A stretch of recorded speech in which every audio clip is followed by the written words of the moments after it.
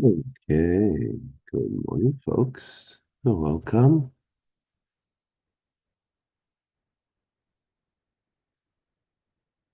Homesh and Rashi. We are in double portion Behar-Bechukotai. Let us get right into the second reading. Oops. Share the screen. All right, there we go.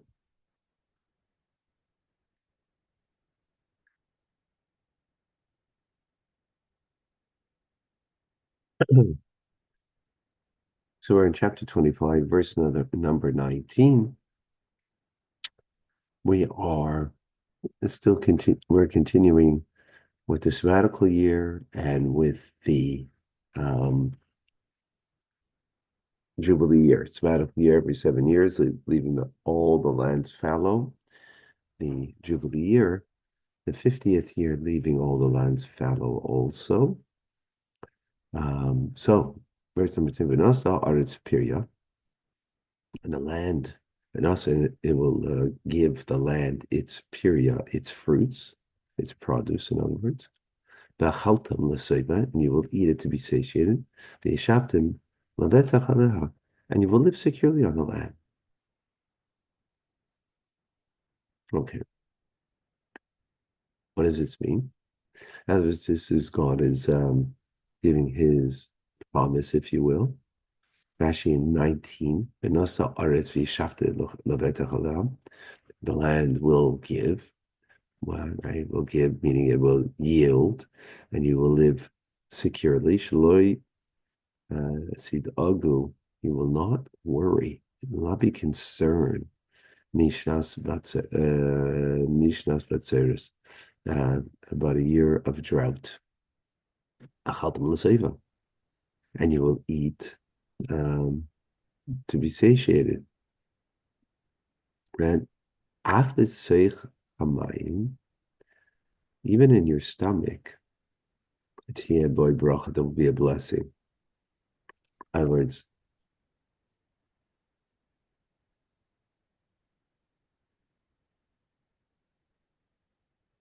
not exactly certain what that means, but even in your stomach, in other words, you could eat, not necessarily feel satiated. See over here.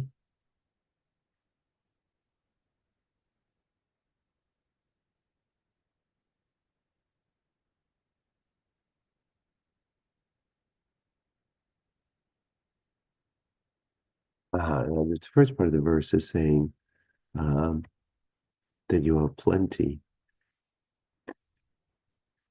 in amount. This is saying that the value of it will be satiating. In other words, I guess qualitatively.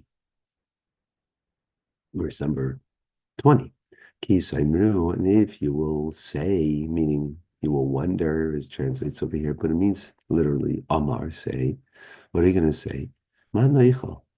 What are we going to eat, Bishnatza Shvis, on the seventh year? Remember, you're leaving all the land fallow. So you're going to wonder, what are you going to eat? Hein loy nizra, since we cannot sow, and we will not be able to gather estrosenu, our produce. So Rashi, loy nesay, so in other words, we can't gather it into the house, whatever. We're not going to be able to sow the field, but we're not going to be able to um, we're not going to bring whatever does grow, we're not even going to be able to bring that into the house. In other words, to store, and then we make sure we have sufficiently. As was our produce, kigoin, for example, yayin, wine, potatoes and fruits, ha'ilan of the trees, was and things that grow on their own. In other words, they grow wild because you can't sow the land. I don't know where I should say that. wine and fruits of the trees specifically.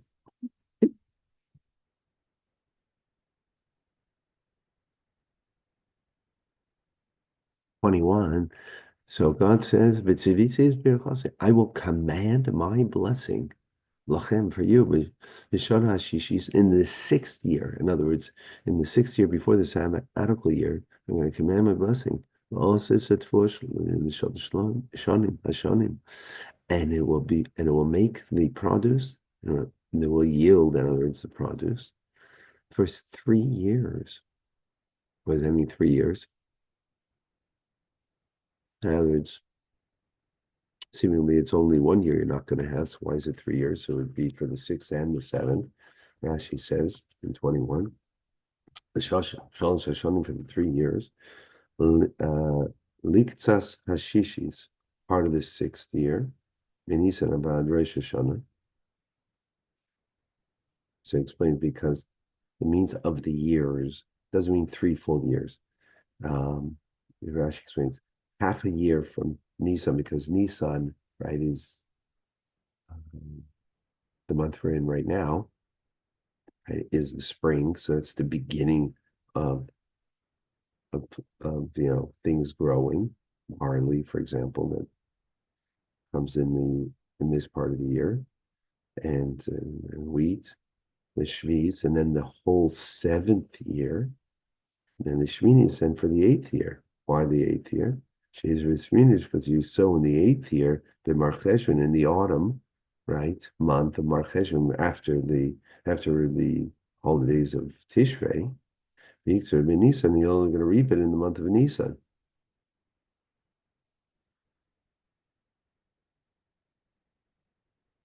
Right, so you're going to need in the eighth year until you come to the month of Nisan that you're going to be able to reap the crops. So it's half a year, a full year, half a year of the sixth year, full year of the seventh year, and half a year of the eighth year. So that's what it means, 3 years, Rashi explains. 22.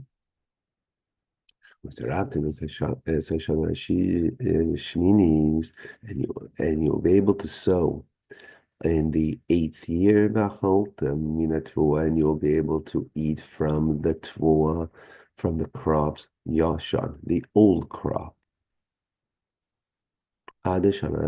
Cheese until the ninth year, by yashan, until the ninth year, until the arrival of its crop.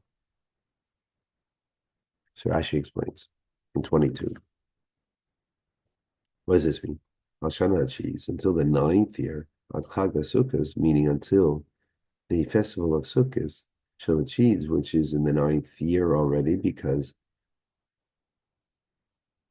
Shetei Ace Boy, which is the time of coming to Asa Shel Shminis, the crop of the eighth year. The Seicha buys to bring it into the house.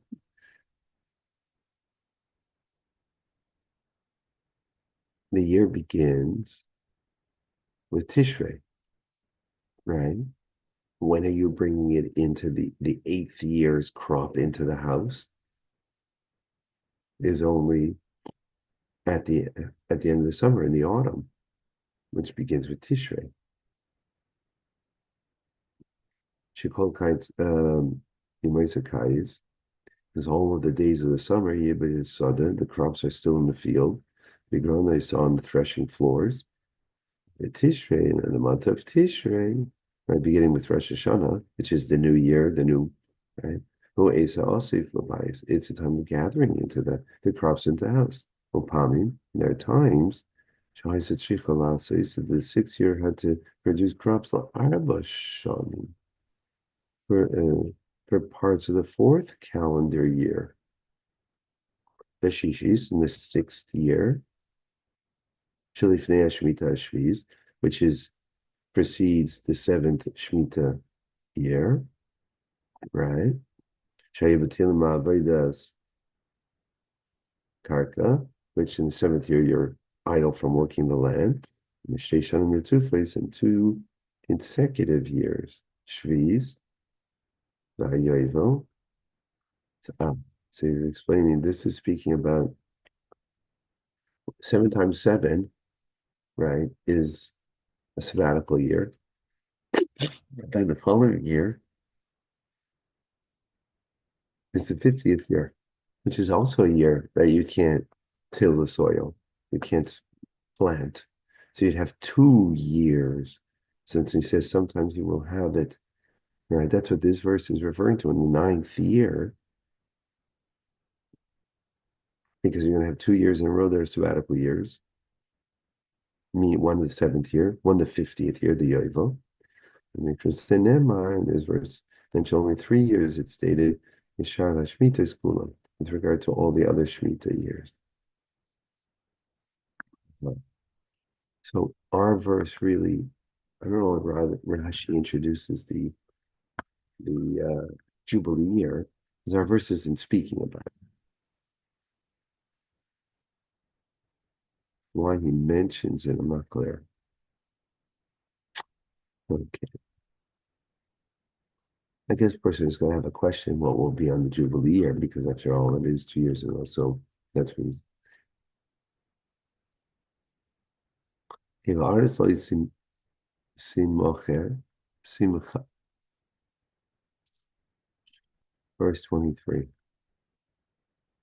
Artist like Simcha, the land should not be sold. It's misus for eternity, for perpetual, perpetually, meaning permanently. And key arts with the land belongs to me. You get him with Seisham because you are like sojourners and residents dwelling in my land. Okay. Interesting law over here. Let's see Rashi. Chol Eretz Achuzaskan. Sorry, no.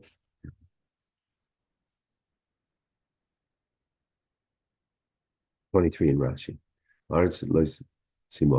The land should not be sold. Litin lav. This is giving a negative commandment al chazaras hasadus abaylim regarding returning the fields to the original owners b'yovel on the Jubilee year. The yovel shelo yalakeh that the buyer should not hold on to it. In other words, when the Jubilee year comes, all land, fields are returned to the original owners.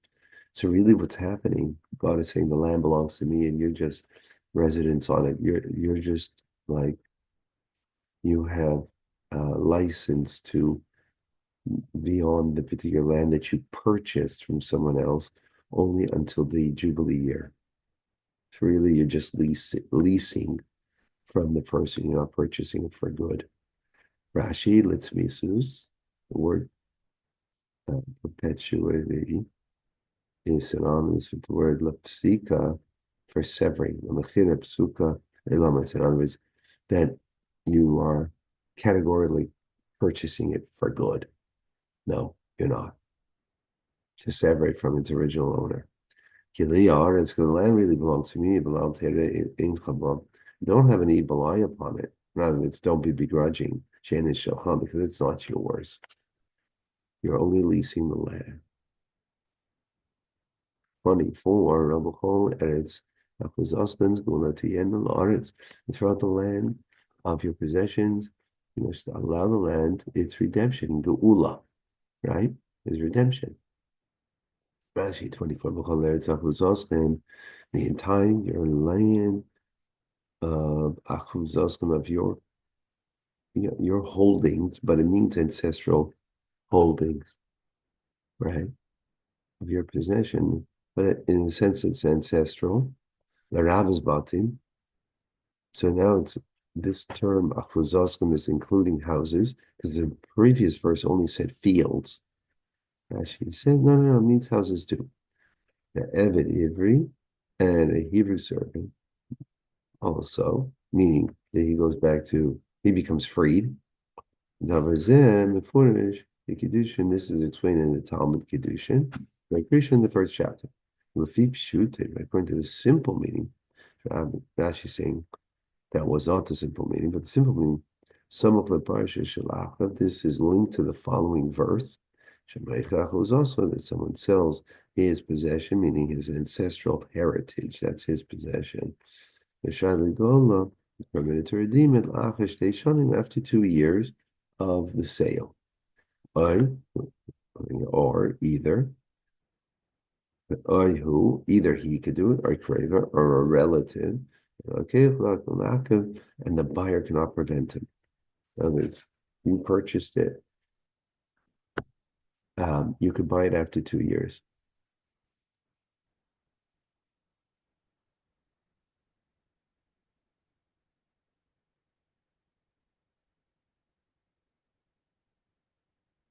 How do you get this out of here?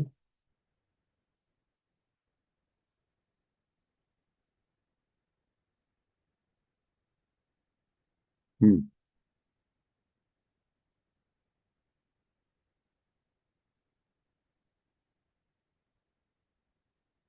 Let's see.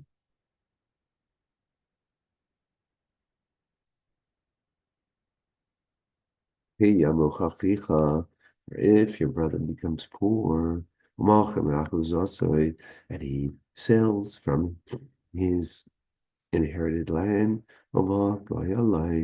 and comes, because this is so what Rashi just said is linked to this verse, and comes his redeemer, Akar, they love that a relative of his related to him, the Gal is min and he comes to redeem that which the relative has sold.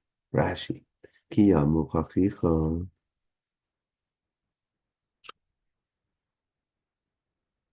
When your brother becomes impoverished, Muhammad, this teaches the Shein, other than the person is not permitted in Korsadeo to sell his field, only because of the pressure of poverty.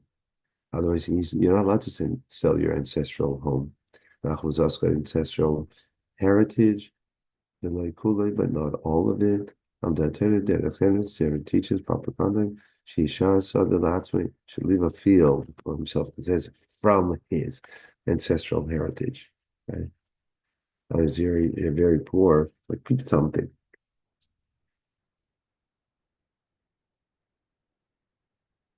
Regardless, when he comes and his brother, and to redeem his brother's sale, so the buyer is not able to prevent him from purchasing it for his relative. Ish yeah, like oh, this here, and if a man does not have a redeemer for the land, right? But then he was poor, but then he gets sufficient means to afford the redemption, right? Rashi. The golden person doesn't have a redeemer. Is it such a person? Shane like Gayalim that wouldn't have someone who redeemed the land for him. In other words, it's got to have someone who would be able to. Ella, the verse is speaking. Ella Yechol, that the redeemer was able was financial means, legal minkar, right? To redeem that which the seller has sold.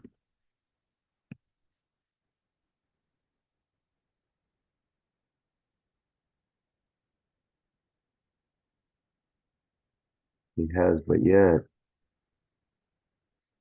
right, the original owner got sufficient funds. The Chishev is Shnei and Korai. She must calculate the years of the sale, that which has been sold. The Heshiv is Ha'edav La'ish, Asher Mocher Lai, and he has to return the difference, the extra, to the person that sold it, that he sold it to. Also, then it can return to his inheritance. So let's see, Rashi's going to explain. 27. The Chishev is Shnei Mimkar. So he has to calculate the years of the sale. Right? Uh, the seller asks the buyer, "Kama shanim hayu ad Yovel?" How many years are there until the Jubilee year? So the buyer will reply, "Kach v'kach," so many in so many years. And how much should I sell it to you for? Kach v'kach, so much and so much. So then the seller calculates. Oh, see, you're destined to return it when it comes to the Jubilee year. In other words, for nothing, right? It goes back completely. So it turns out that you bought it, the mitzvah the number of crops, according to the total of each year, and you consume the crops thereof. So let's say 3 or 4 years. Deduct that from the total that he has to pay him back.